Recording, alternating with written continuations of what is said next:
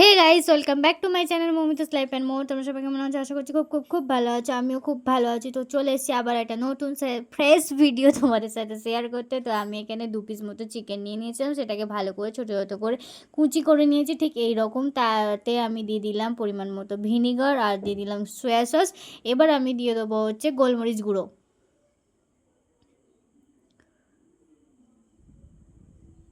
পরিমাণের থেকে সামান্য একটু বেশি গোলমরিচ দিয়ে দিলাম। এবার আমি দিয়ে দেবো পরিমাণ মতো নুন দিয়ে এবার সব কিছুকে ভালো করে মাখিয়ে রেখে দেবো 20 থেকে 25 মিনিটের মতো।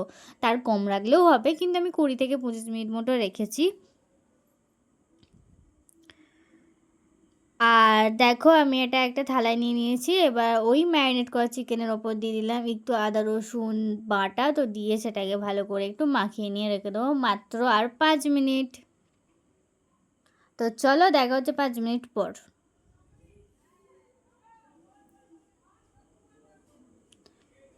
এখানে একটা কড়াই নিয়েছি, কড়াইতে বেশ খানিকটা সাদা তেল দিয়ে দিয়েছি, নিয়ে কড়াইয়ের চারপাশে তেলটাকে ছড়িয়ে দিলাম। এবার আমি এর মধ্যে দিয়ে দেবো হচ্ছে কিউব করে কেটে রাখা গাজর।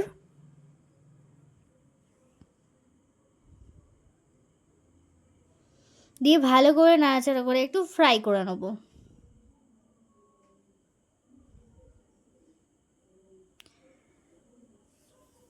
গাজরের ওপর সামান্য নুন দিয়ে দিলাম যাতে ভালো করে সিদ্ধ হয়ে যায় ভাজার সাথে সাথে। এবার আমি ওর মধ্যে দিয়ে দেবো হচ্ছে লম্বা লম্বা করে কেটে রাখা ক্যাপসিকাম। তো গাজর আর ক্যাপসিকামটাকে ভালো করে ভেজে নেবো। তো চলো।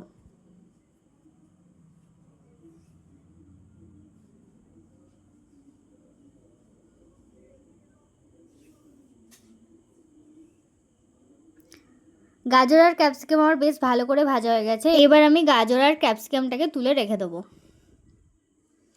তো তোলা হয়ে গেছে। এবার ওই তেলের মধ্যে যে চিকেনটা ম্যারিনেট করে রেখেছিলাম সেই চিকেনটা দিয়ে দেবো, দিয়ে একটু ফ্রাই করে নেবো। তো চলো ঝটপট ফ্রাইটা করে নিই।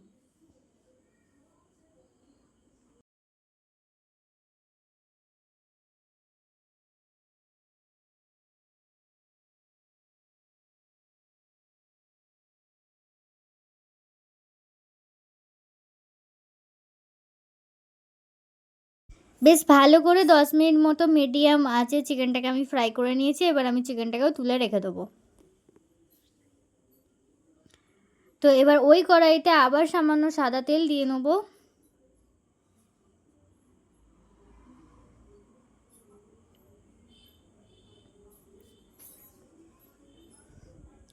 দিয়ে এবার আমি তেলের মধ্যে দিয়ে দেবো হচ্ছে একটা ডিমকে ফেটিয়ে নিয়েছি নুন আর গোলমরিচ দিয়ে। সেই ফ্যাটানো ডিমটা আমি তেলের মধ্যে দিয়ে দেবো।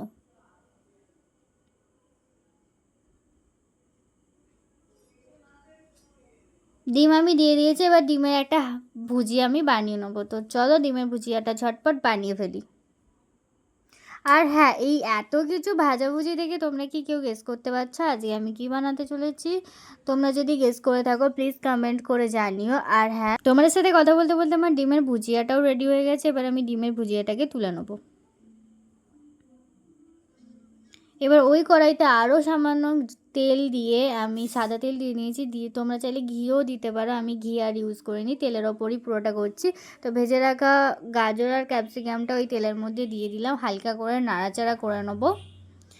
এবার আমি আগে থেকে করে রেখেছিলাম হচ্ছে ভাত, সাদা ভাত, মানে হচ্ছে বাসমতি চালের ভাত, যেটা আমি করেছিলাম ওই গোটা গরম মশলা দিয়ে দারচিনি ছোটো এলাচ লবঙ্গ দিয়ে আমি এটাকে 80% মতো করে নিয়েছিলাম। তো সেই ভাতটা আমি দিয়ে দিলাম।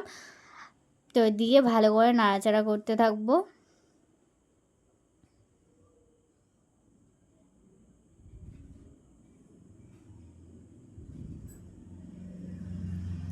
বেশ খানিকক্ষণ আমি ভালো করে নাড়াচাড়া করে নিয়েছি ভাত আর সবজি। এবার আমি ওর মধ্যে দিয়ে দেবো পরিমাণ মতো সয়া সস।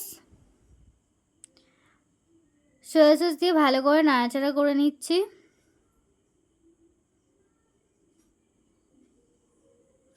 এবার আমি দিয়ে দেবো হচ্ছে গ্রিন চিলি সস।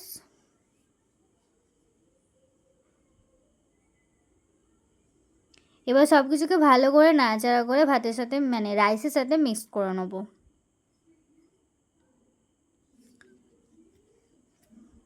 রাইস আর সস ভালো করে মিক্সড করা হয়ে গেলে এবার আমি ভেজে রাখা চিকেনগুলো দিয়ে দেবো। আর চিকেন আর রাইসটাকে আমি ভালো করে মিক্সড করে নেবো। এবার নিশ্চয়ই তোমরা বুঝতে পারছো আমি কি বানাচ্ছি, আর তোমরা নিশ্চয়ই এতক্ষণে আমাকে কমেন্ট বক্সে কমেন্ট করেও জানিয়ে দিয়েছো আমি কি বানাচ্ছি। হ্যাঁ, আজকে আমি বানাচ্ছি এগ চিকেন ফ্রাইড রাইস। তো দেখো, তো ভাত আর চিকেন মানে রাইস আর চিকেন মিক্স করার পর এবার আমি দিয়ে দিলাম ভেজে রাখা ডিমটা। তো ডিম আর রাইস ভালো করে নাড়াচাড়া করে নিয়ে এবার ওপর থেকে দিয়ে দিলাম পরিমাণ মতো গোলমরিচ গুঁড়ো। আমার কিন্তু egg chicken fried rice ready হয়ে গেছে। তো চলো এবার আমি সার্ভ করে নিই। তো দেখো, বলতে না বলতে আমি সার্ভও করে দিয়েছি। তোমাদের ভিডিওটা কেমন লাগলো প্লিজ কমেন্ট করে জানিও। যদি ভালো লেগে থাকে তাহলে একটা লাইক করো, কমেন্ট করো, শেয়ার করো। আর আমার চ্যানেলে যারা নতুন আছো প্লিজ চ্যানেলটাকে সাবস্ক্রাইব করে আমার পাশে থেকো। তো আর কি, বাড়িতে অবশ্যই একবার ট্রাই করো। দেখা হচ্ছে নেক্সট ভিডিওতে। ততক্ষণের জন্য সবাই ভালো থাকবে, সুস্থ থাকবে। Still then by.